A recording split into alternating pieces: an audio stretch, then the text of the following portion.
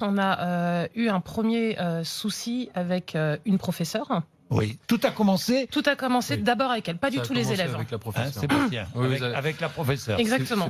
Là, c'était en 6e, donc. Oui. C'était en 6e. Elle venait de rentrer en 6e, elle était très contente, tout se passait bien, les notes impeccables, voilà.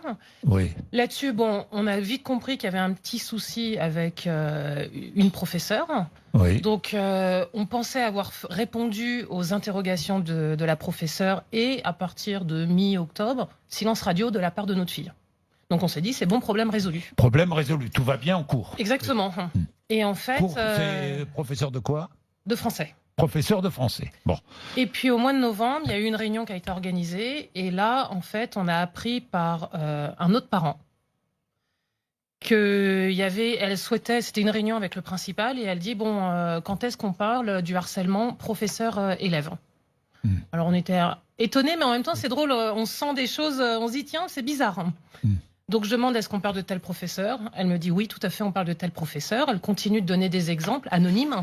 Et là, je dis, mais est-ce qu'on parle de notre fille? Et alors là, c'était oui, direct. Les élèves, ses copines se sont retournées.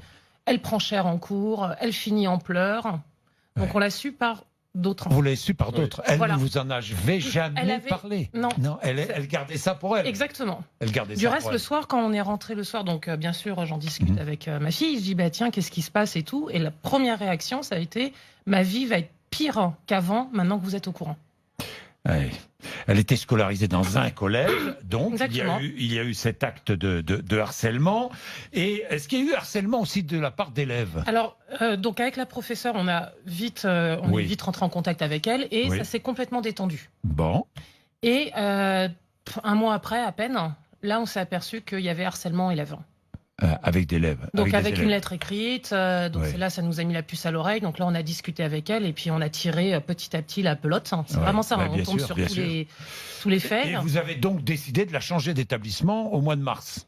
Oui, c'est ça, mi-février, juste avant les vacances. Juste avant les vacances. Oui, Sébastien, vous avez changé d'établissement à ce moment-là? Oui, on a changé suite au harcèlement qui se confirmait, j'ai envie de dire, surtout que des violences physiques commençaient à arriver sur notre fille. Violences physiques? Oui, elle avec témoin, donc. Elle a été agressée 2 fois physiquement, donc à partir du moment où il se passe rien et qu'on protège pas notre fille au collège, nous on a décidé de la protéger et de la changer d'établissement. De changer d'établissement dans la même ville? Oui. Hein, on est bien d'accord, un autre collège, d'un autre secteur. Là, elle a bénéficié d'un suivi psychologique. Oui, hein, on a mis en place. Et ça allait mieux? Ça allait mieux, oui. On a vu la différence. Vous avez vu la différence? Oui. Vous avez vu la différence et puis, malheureusement, il s'est produit ce qui s'est produit au mois de juin. Mais vous n'avez rien vu venir, là, rien. Deuxième fois, on l'a vu venir. Elle nous le disait, mais c'était les prémices, c'était il me fait des gros yeux, il m'a bousculé. Mais alors, comme on venait déjà d'un cas très complexe et très fort, on s'était dit, en tant que parents, on va pas tout de suite commencer à monter au créneau dès que quelqu'un la regarde de travers, parce que on sait jamais où est la limite, la distance.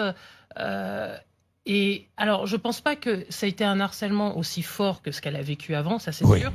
Mais ça a été la goutte d'eau qui a fait déborder. C'est-à-dire qu'elle avait changé